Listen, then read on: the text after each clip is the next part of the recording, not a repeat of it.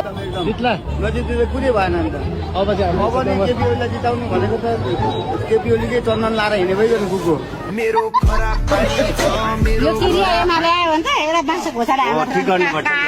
मासु पो खाने यस्ता अन्त बजिएका बान्दा यहाँ एमाले त्यसको एमाले आउनुभएको छ नि त घन्टी लगाउनु पर्यो नि त अब काङ्ग्रेस माथे एमाले माथे यी तिनटालाई लगाएर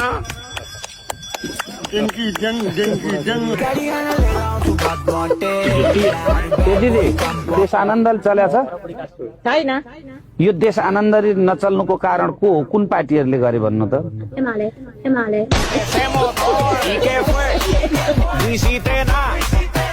फेरि भन्नु अन्टिया भोट नहाले मलाई अन्टी नभन अन्टीमै भोट नहाल्नेमै मलाई अन्टी नै नभन बालाजी बाई बा छोडिदिनु भन्छु हामी अब केही सिधै छोडिदिनु तपाईँ घरमा हरे राम जपेर बस्नु यसरी भन्छु हामी अब हरे राम जप्ने बेला भएन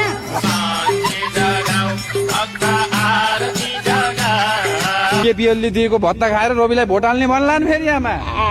त्यो दुनियाँलाई ठगेर ल्याएको पैसा दिइहाल्छ नि मेरो खराब पानी छ मेरो अब ओली प्रधानमन्त्री कि प्रचण्ड हजुर ओलीलाई प्रधानमन्त्री बनाउन चाहनुहुन्छ कि प्रचण्डलाई यो भातलाई बनाउँछन् प्रधानमन्त्री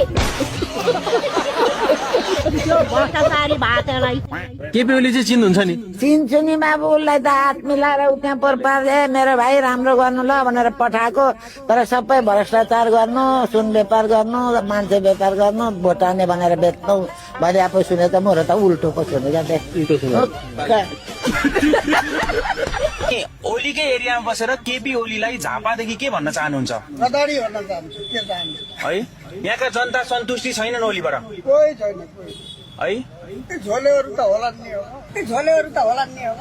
तपाईँलाई यति बेला बुढेसकालमा भत्ता दिएर पाल्ने नै एमाले केपी ओली बाबुले ल्याएर दिएको हो मेरो खराब पानी छ मेरो के छ भोट केमा हाल्ने त भोट म जान्जी हो अब फेरि पनि चुनाव हार्ने अवस्था आयो भने मतपत्र च्यात्ने हो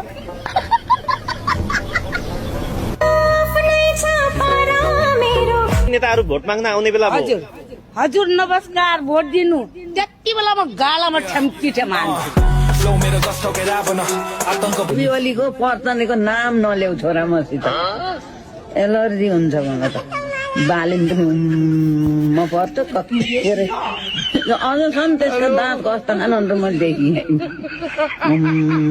म जस्तै रिस आए जस्तो जित्ला त अब एकदम जित्ला